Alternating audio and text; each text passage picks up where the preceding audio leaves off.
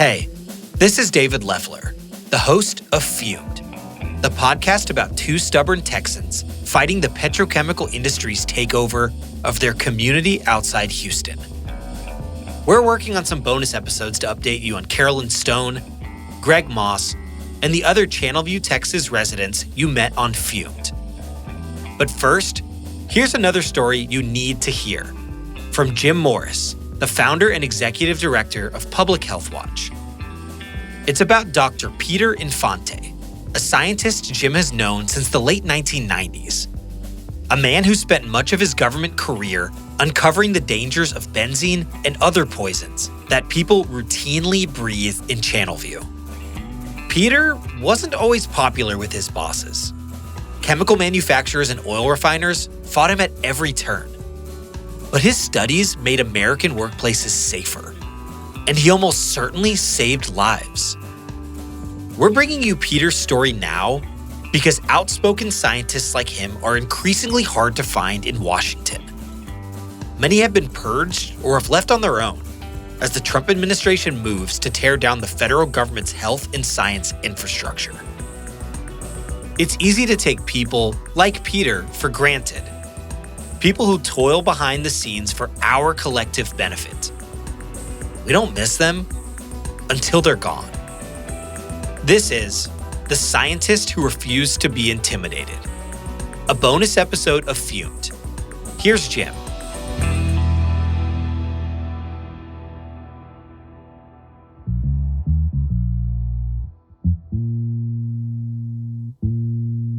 On a muggy August afternoon in 2023, I rang the doorbell at a colonial-style house in Falls Church, Virginia, not far from Washington, D.C. The man who answered the door didn't look all that different from the brilliant scientist I'd met a quarter-century earlier. He still had most of his hair, though it had turned white, and he still held a quaint notion that's unthinkable and perhaps even prosecutable in these fraught times. He still believes the public is entitled to full disclosure when it comes to chemicals that can kill people. I'd originally planned to talk to Peter Infante about his groundbreaking work on benzene. It's a widely used chemical that's been proven to cause cancer. I'd hoped his findings would be useful to people in Channelview, who've been breathing high levels of benzene for 2 decades. But after Donald Trump was elected president, this bonus episode became something else entirely. It became a profile of a public servant who took on corporate America and his own bosses to spread the word about urgent health hazards. Imagine how long such a person would survive in Washington today. There's always a battle between public health and the entities that have money in the country. They never want to relinquish any of their money to make things better or to clean up the messes unless they're forced to do so. Peter had a knack for spotting toxic threats long before other scientists did. You might even call him a seer. I met him in 1998 when I was working at the Houston Chronicle. I was investigating how the chemical industry had concealed the cancer risks people faced when they worked with vinyl chloride. It's a sweet-smelling substance that's used to make polyvinyl chloride, or PVC, plastic. You've probably got PVC in your pipes, your garden hose, your shower curtain. At the time, Peter led the Office of Standards Review at the Occupational Safety and Health Administration, OSHA. He was unusually candid for a government employee, a little cranky as if he were tired of all the crap he'd endured over the years. Maybe I shouldn't say this, but I had one tie, had black and white diamonds on it, a wide tie. I only wore that on days when I knew that I was going to have to meet with people I didn't care to meet with. I'd make sure I wore my black and white tie because I thought it was so disgusting. Kind of psychological warfare. I'll show you. I'll show you. Peter began studying vinyl chloride in the mid-1970s when he worked for the Ohio Department of Health. Scientists already knew that the chemical caused an unusual type of cancer, angiosarcoma of the liver. It was showing up in alarming numbers among workers in the PVC industry. Now Peter's boss wanted him to investigate whether vinyl chloride might also be causing problems beyond the factory fence. Peter focused on 3 Ohio communities that had vinyl chloride manufacturing plants. What I found was that the mothers that lived in the areas with the polymerization facilities had a significant increase in their risk of birth defects. I particularly pointed out 2 severe birth defects of the central nervous system called anencephaly. Most of these children die before they're born because their brain isn't fully developed. And the other one was spina bifida, where they have this bifurcated spine and they have trouble surviving also. Peter took a lot of heat for his birth defects investigation, and not just from industry. He also heard from officials at what was then called the Center for Disease Control, or CDC. Someone from the CDC called him in Ohio. It was the first skirmish in what would be a career-long war with industry, and sometimes his own government. I get a call from Center for Disease Control, the head of their birth defects monitoring program. He seemed a little bit uneasy on the phone with me, and he asked me if I would not release the results till the director of CDC got back into the country. He was out, abroad somewhere. So I thought about it, and I thought, well, wait a minute. I thought, I did this study for the state health department. I felt I had an obligation to the citizens of the state. So I did. I released the study results. There were some people that were very unhappy about it. Peter presented his findings at a meeting of the New York Academy of Sciences. That's where he caught the eye of a division chief with the National Institute for Occupational Safety and Health, or NIOSH, another part of the CDC. NIOSH hired Peter in June 1975. A few months after he started his new job, the CDC published its own birth defect study. It found nothing of concern. Peter considered it a flawed attempt to contradict his work, which was gaining international recognition. Peter's birth defects paper was published in the Annals of the New York Academy of Sciences, and he spoke at scientific meetings in Europe and Mexico. He was satisfied that he'd helped alert the world to the hazards of living in industrialized places. But Peter had marked himself as a man who wasn't easily intimidated. It was a trait that would come in handy later in his career. At NIOSH, Peter began looking into benzene, a colorless liquid with an odor that's oddly pleasant. Benzene was discovered in 1825, and its dangers have been known since the late 19th century. That's when 9 young Swedish women developed aplastic anemia, a bone marrow disease. They'd been exposed to benzene while making bicycle tires. Benzene turned out to be a highly effective solvent, and its use grew, even as reports linked it to leukemia, lymphoma, and other cancers of the blood-forming organs. By the late 20th century, it was widely used in paint strippers and rubber cement. Not that long ago, workers used benzene to remove grease from their tools and hands. Some likely died as a result. But regulation was slow to come. Today, benzene is used mostly to make other chemicals that go into products like rubber, plastics, and insulation. Traces are also found in gasoline. When benzene is released into the air, it's an environmental menace.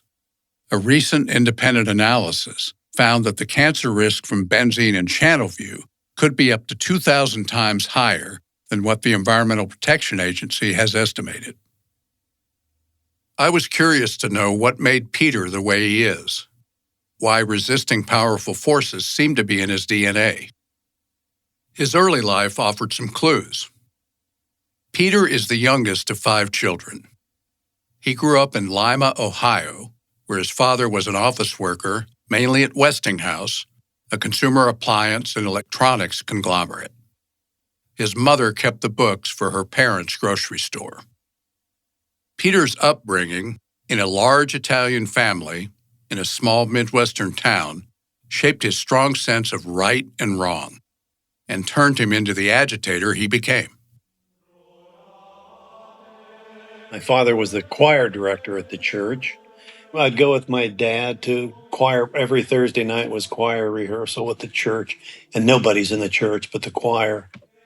So I can remember like walking in the church down below. All the lights were out except for the choir loft and except for candles up near the altar.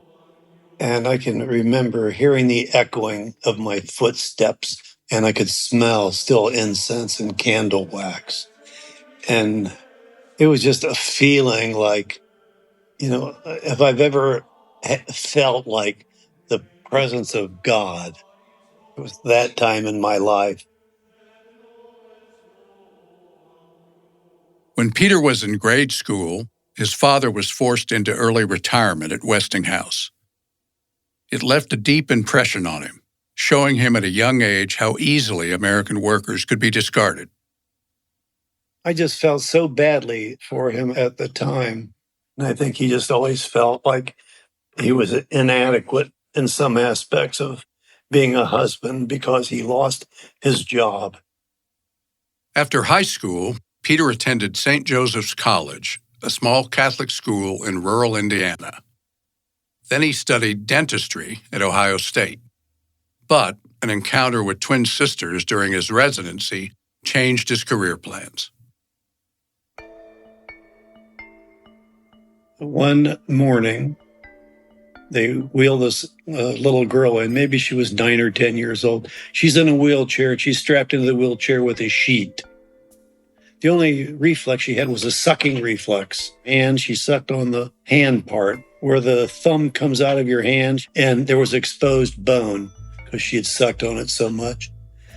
And at the same time, her twin sister is there. The twin sister was this beautiful little 10-year-old girl. The girls, it turned out, had grown up in inner-city Columbus. The one in the wheelchair? She'd eaten lead paint that had peeled off the walls of her home, profoundly damaging her brain. I thought, wow, what a life was lost. And, maybe I need to try to do something about that. And then that's when I became interested in disease etiology.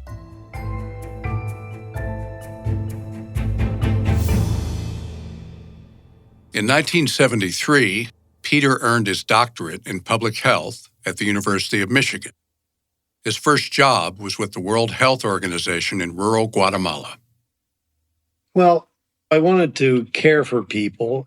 There are a lot of children with these various difficult health conditions that I was seeing every day. And I thought, it's good that there are treatments for it, but wouldn't it be good if we could prevent that from happening so we didn't have to treat it? So that's been my whole thing as a doctor of public health. At NIOSH, Peter began looking at death rates among workers at 2 Goodyear tire and rubber plants in Ohio. They were using benzene to make a food wrap called pliafilm. What he found was shocking. The pliafilm workers had a 5 to 10-fold elevated risk of leukemia. We published the findings. The risks were so overwhelming that we thought, we can't wait. We needed to inform the public. That study was published in 1977 in The Lancet, a prestigious medical journal. It prompted OSHA to issue an emergency standard for benzene. OSHA reduced the workplace exposure limit from 10 parts of benzene per million parts of air to just 1 part of benzene per million parts of air. Industries that relied on benzene, including rubber manufacturing and oil refining, fought back. At a Labor Department hearing, Shell Oil presented the results of a study that seemed to contradict Peter's findings. After examining the deaths of some 36,000 of its workers and retirees, Shell found they, quote, did not have a greater risk from leukemia than the general population, end quote. The study was conducted by the company's medical director and the dean of the University of Texas School of Public Health. They recorded just 21 cases of leukemia among Shell workers and retirees. That wasn't much different from the expected number of 20.3 for the public overall. I guess one could conclude from that study, well, there doesn't appear to be any adverse effect. So whatever's going on in petrochemical refineries, we don't need to change any practice that's happening there. We don't need to, have any education of workers. We don't need to lower any permissible exposure. That would be the implication of the results. Peter didn't learn until many years later that the Shell report had been cleansed of crucial information that would have made benzene look far scarier. According to a draft obtained by a lawyer, an additional 22 Shell workers and retirees had died from various forms of lymphoma during the 3-year study period. These cases would have made the cancer risk at Shell much higher than the general public's. It just seems like this information was clearly being hidden from government regulators at the time they were trying to regulate a substance that's very dangerous in the workplace. I reached out to Shell and the UT School of Public Health to see if anyone wanted to discuss the matter. No one did. A few months before that pivotal Labor Department hearing on benzene, Jimmy Carter had chosen a blunt, Kentucky-born scientist named Eula Bingham to lead OSHA. Bingham and her boss, Labor Secretary Ray Marshall, scared the living hell out of industry leaders who'd never taken OSHA seriously. Marshall announced on national TV that the agency would be going after, quote, whales, not minnows, end quote, meaning it would tackle the biggest workplace hazards and not bother with the minor ones. One of the whales was benzene. It was a departure from what Peter describes as standard OSHA policy. What the agency will do is, pick something that doesn't have a big economic impact and deal with that. In other words, go after the minnows rather than the whales. Peter let Bingham know that he wanted to work for her. In 1978, he joined OSHA as director of its Office of Carcinogen Identification and Classification. She was just amazing. She was a director that, in fact, was interested in occupational health. A lot of these directors at OSHA, they've been like political appointees, and in fact, they felt their job was to stop regulation. Under Bingham, OSHA issued a tough new benzene standard, but it was tied up in court for nearly a decade by the American Petroleum Institute. That delay likely cost countless workers their lives. Bingham tackled other hazards, too.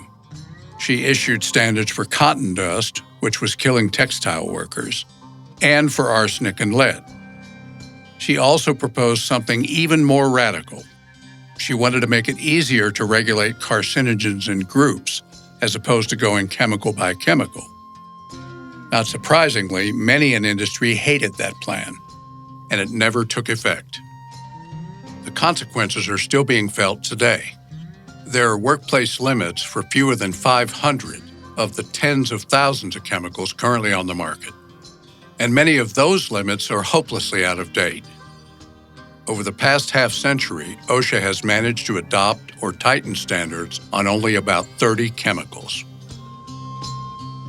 I interviewed Eula Bingham in 2014 when she was in her 80s and kept an office at the University of Cincinnati. She explained in her unfiltered way how Peter's pliofilm studies had inspired her to press for a benzene standard. I said, "God damn it, we're going to have it," she told me. Peter had 3 good years under Bingham, but then Carter was ousted by Ronald Reagan. And in 1981, Bingham was replaced by a Florida construction company executive named Thorne Octor. Almost immediately, Peter found himself in hot water for a letter he wrote to the International Agency for Research on Cancer. The letter focused on the dangers of formaldehyde, a chemical used in home insulation, pressed wood, resins, and other consumer products. Peter cited studies showing formaldehyde caused cancer in experimental animals. It's since been confirmed as a human carcinogen, by the way. A trade group called the Formaldehyde Institute pushed OSHA to fire Peter for insubordination. OSHA's Director of Health Standards, Bayless Walker, sent Peter a letter saying he was being removed from his job. But then, a young congressman and future vice president named Albert Gore Jr. stepped in and convened hearings. Here's Gore grilling Octor. It was on your advice that the letter proposing the firing of Dr. Infante was sent. That is correct, that was on my advice that the letter was sent. Was it on your advice that the agency proposed to fire Dr. Infante? No, sir. Well, we just have a direct conflict in sworn testimony on the record. Dr. Bayless Walker, who testified a moment ago, said that he recommended to you that the letter not be sent. Now, I mean, maybe it depends on your interpretation. No, he said he didn't want to fire him, and Well, that he didn't recommend it, that he thought he shouldn't be fired. I understand that's what he said here. And that it was you that initiated that idea. Mr. Chairman, I am as confused about this sort of course of events as you may be right now. Mm-hmm. Well, I don't feel confused. Peter says the Reagan administration had a hit list of Carter people it wanted removed from the civil service. It was a scorched earth approach that should sound familiar to anyone paying attention to current events in Washington. I think that it was pretty clear that the industry felt I was a thorn in their side because I would speak up about the scientific data. As I told them many times, I'm a doctor of public health. I'm an epidemiologist. I don't sacrifice my knowledge about epidemiology and about study results simply because I'm a government employee, and I'm going to maintain my right as a public health official to speak about the results of scientific studies and inform the public as I feel necessary. And so I continued to do that. Somehow, Peter kept his job, but he spent 3 miserable years under Octor, who believed overregulation was killing American enterprise. Reagan himself had vowed to do away with what he called burdensome, unnecessary regulations. By trying to protect public health, Peter was a roadblock to Reagan's pro-business agenda. This dark period was not without humor, though. One bizarre episode involved the chemical ethylene oxide, a vomiting dog, and Leonard Vance, who succeeded Bayless Walker as head of health standards at OSHA. It was so absurd that NPR did a segment on it. Legislators in Capitol Hill have been trying to get OSHA to crack down on ethylene oxide. That's the gas used to sterilize hospital operating room equipment. About 100,000 hospital workers are exposed to this gas. Studies show they suffer 3 times as many miscarriages and higher rates of cancer compared to workers who are not exposed. Last year, OSHA seemed ready to issue tough new rules on ethylene oxide, when suddenly R. Leonard Vance, Director of Health Standards, told his staff to back off. A member of Vance's staff charged that Vance had blocked the new rules after meeting with a top executive from Union Carbide, which makes the chemical. At first, Vance denied it. Then he said, well, maybe he had met with the company executive, but it did not influence his decision. At which point, Representative George Miller, chairman of the congressional subcommittee, told Mr. Vance, we want to see all your office logs to see just whom you've been meeting and when. For weeks now, Miller and his staff have been engaged in delicate and difficult negotiations, trying to get those logs. Peter gets a kick out of explaining how Vance finally told the committee the logs were gone. What he said was the logs, they were in the back of his pickup truck and he went hunting and his dogs got sick and barfed on the logs, and they were so disgusting he had to take them to the dump. And the only log that I guess he had left was one that, wasn't related to that time and wasn't related to it. That was his alibi, I guess, for why he couldn't turn them over. While all this was happening, Peter and his team at OSHA were working on new limits for ethylene oxide. One of those limits, for exposures over an 8-hour workday, became official right after the Vance incident. The other, for short-term exposures, was delayed several years.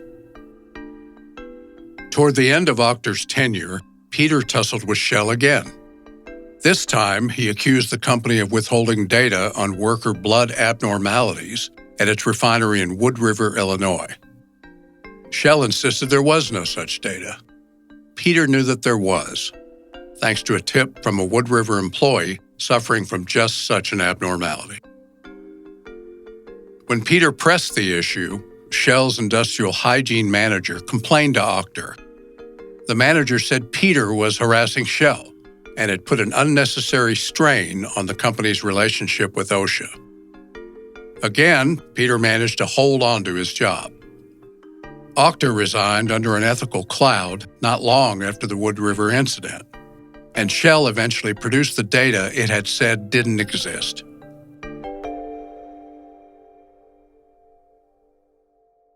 From the mid-1980s until his retirement in 2002, Peter had a mixed experience at OSHA. He helped push through a standard on hexavalent chromium. It's a virulent lung carcinogen that's used in dyes, paints, and other products. But he had to pressure agency leaders, some more than others, to keep moving on the worst occupational hazards.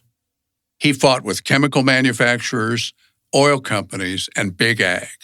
He refused to be silenced.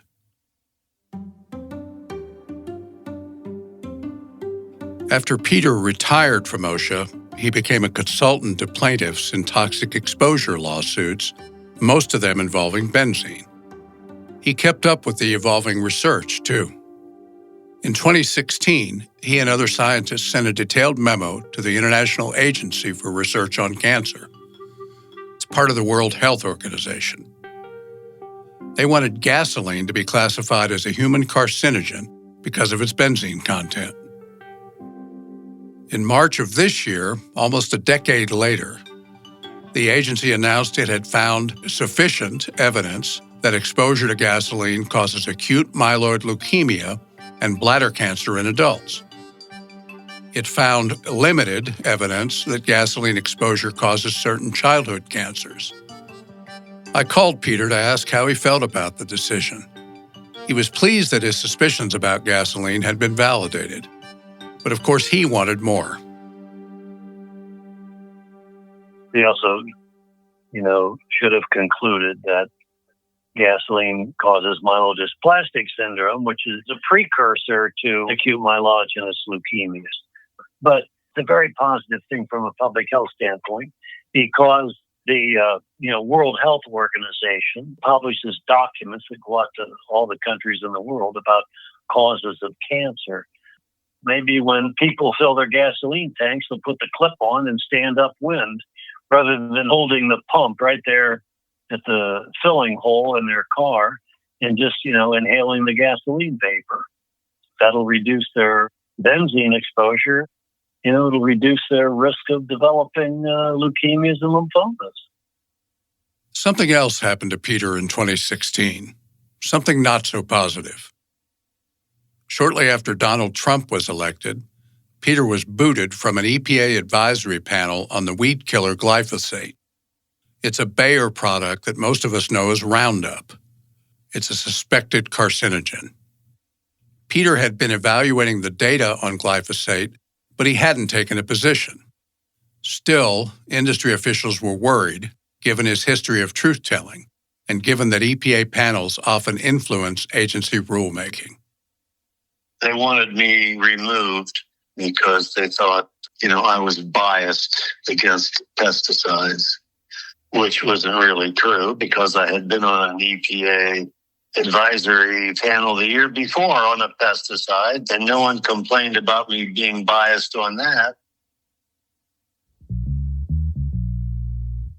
Today, deep into the second Trump administration, things are appreciably worse for any contemporary version of Peter Infante, should such a person even exist. Advisory panels and regulations have been dismantled. Agencies have been gutted. Scientists are no longer admired or listened to. Over time, the public will feel the effects of these shifts because some of the same chemicals Peter fought to control in the workplace continue to compromise people's health. Last year, for example, researchers at Johns Hopkins University detected very high levels of ethylene oxide in some parts of Louisiana. That's the chemical that was at the center of the dog vomit incident. Some of their readings showed levels 1,000 times higher than what the EPA considers safe. Peter Infante is an anachronism. When he worked for the government, he prioritized public health over corporate profits. Over my whole life, I've never had secrets from the public. I think people are less frightened when they have confidence in what you're saying than when they find out later that there's some hazard that you didn't tell them about. Peter is 84 years old now. He still believes in the power of scientific fact and the clear communication of risk. In other words, he still believes in the power of truth. This bonus episode of Fumed is a production of Public Health Watch. It was written, reported, and hosted by the executive director and editor-in-chief of Public Health Watch, Jim Morris. Executive producer and editor was Susan White. Senior producer was Selena Arredondo. Additional help from Savannah Strott, Jordan Gaspare, and me, David Leffler. Our theme song was composed by Michael Ramos. Other music by Epidemic Sound. Sound engineering by Mark Bush. Artwork by Matthew Fleming. Special thanks to our distribution partner, Texas Public Radio, and to the Texas Tribune for studio and technical support. To learn more about our work and this podcast, visit fumedpodcast.com.